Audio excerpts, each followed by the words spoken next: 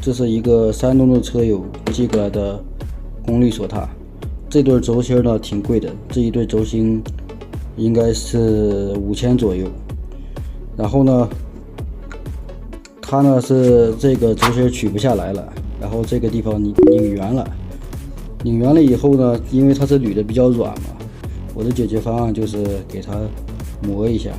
然后用扳手给它拧下来，但是扳手也没拧下来，折腾了好几个小时，哎，终于拧下来了。结果呢，里面是螺纹紧固剂，难怪拧不下来了。现在他的诉求就是把它取下来，现在他取下来，但是这个东西肯定是用不成了，这里面这节需要换掉，现在需要联系一下这位车友要不要换。